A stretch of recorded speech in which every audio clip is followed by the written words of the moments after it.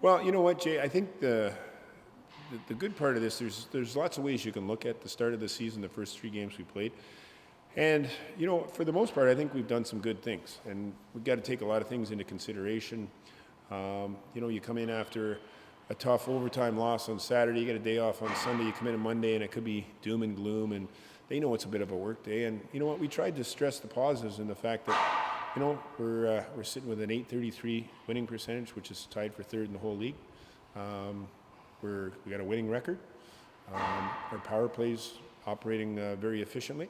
And you know what? There's a lot of positives to build on. So, having said that, then you kind of creep in with the things that we need to tinker on. And over the course of the early part of the season here, our neutral zone game hasn't been all that great in the fact that, we've had a lot of turnovers, which then means we're, number one, we're not getting into the offensive zone to establish our forecheck, which is a strong part of our game. Number two, we're going offside because the guy's making an extra move or forcing a puck.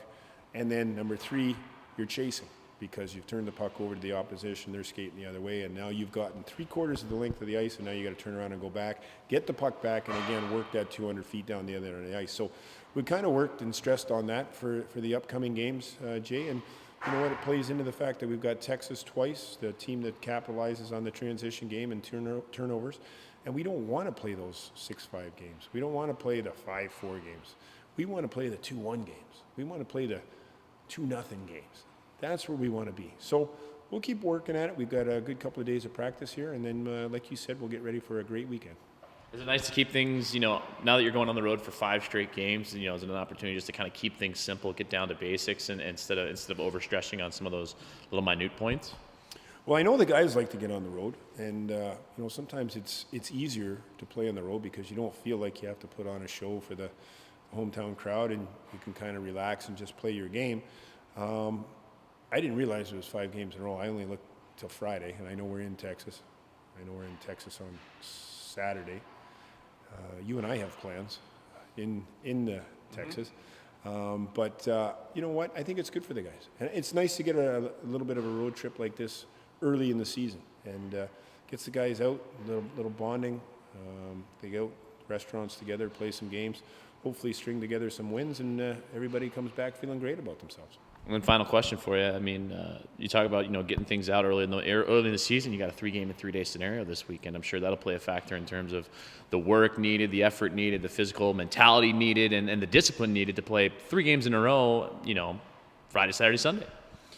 Yeah, that's a challenge. And the Sunday, I believe, is in the afternoon. So, you got even less time to recover. And it's one of the few times we actually have to do it. So, I think we're more fortunate than other teams in the league, especially the teams that play 76 games. They end up playing a lot of 3-3, Jay. So, you know what? Right now, body count-wise, we're healthy. And I shouldn't even let it come out of my mouth. The recall situation hasn't tampered with our lineup, but anything can happen between now and Friday, Saturday, and Sunday. So we're healthy, and we've got a lot of capable and able bodies. So I guess right now, if you were to look at it, this would be a perfect time to go on the road.